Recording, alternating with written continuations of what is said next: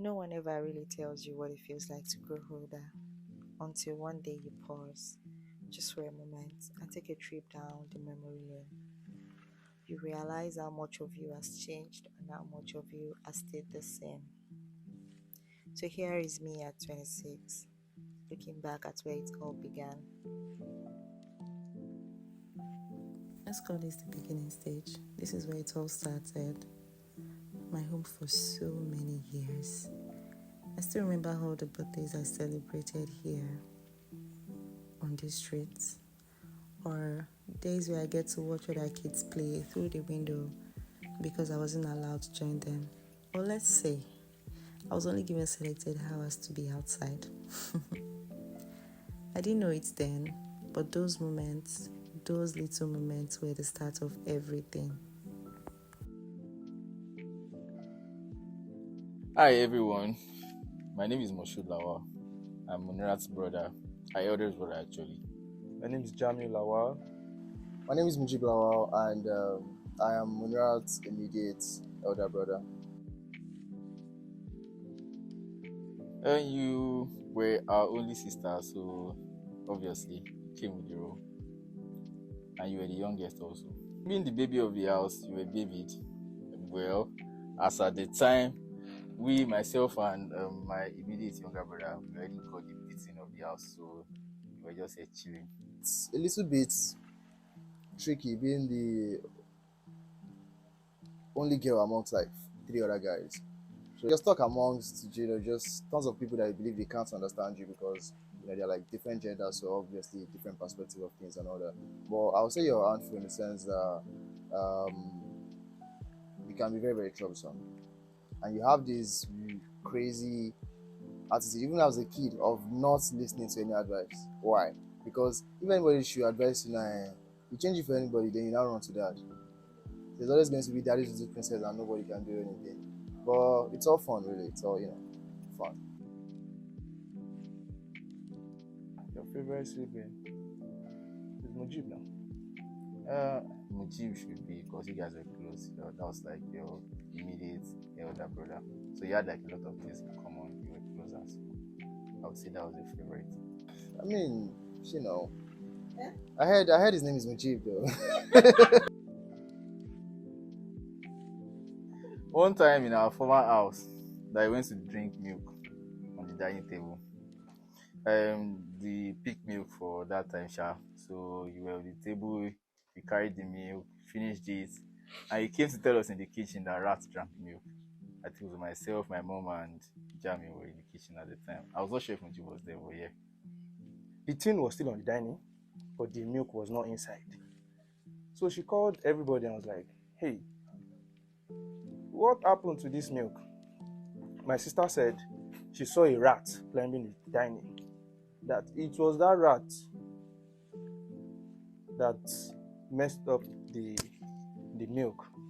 So one thing, I don't really do well when I'm put on the spot. I can't really think of anything.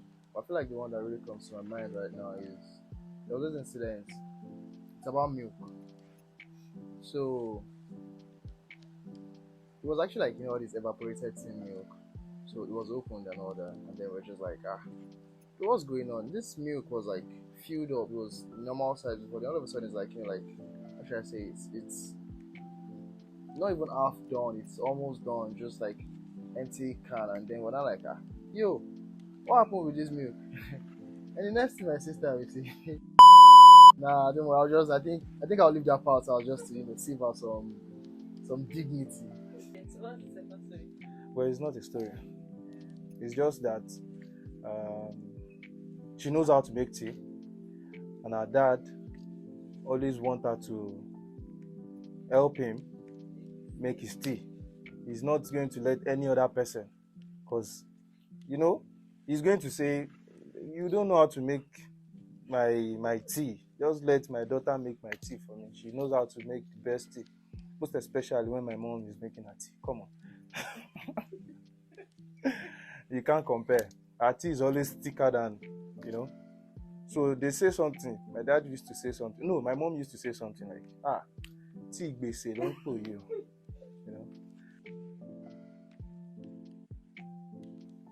Amazing. Bye. You may leave my set now. Bye. No worry. Annoying. Maybe annoying, definitely. Yeah, okay, irreplaceable too, sure. My teenage years, I was dramatic, passionate, and very sure I would be famous by 18. A core memory of Munida I have that I still remember like vividly every single time was the first time I met her. We were in secondary school and I think we were in, was it GSS 1? Yeah, or GSS 2, not too sure. I think it was GSS 1.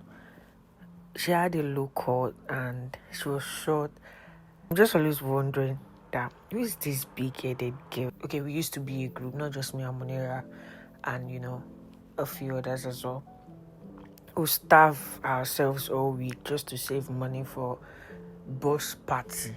There sometimes I even go to our house before going to mine after school just because I want to avoid our stress. Or Munira has always been annoying. She's still annoying.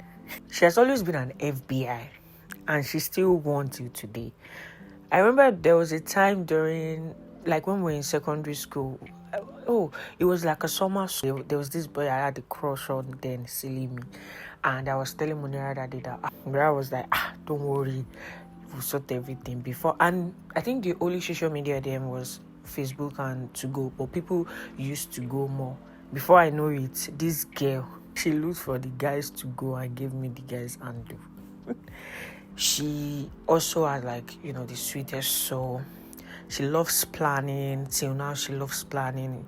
She used to love planning. Till now, she loves planning. She used to love birthdays. She carried people's birthday for it. That's always been there no matter what. And this is hard for me to say, but and I love and appreciate her. Now at 26, I see things differently. I still have the same fire, but it burns softer, with peace and direction. I've also learned that growing up does not mean becoming someone new. It's about remembering who you've always been. That girl.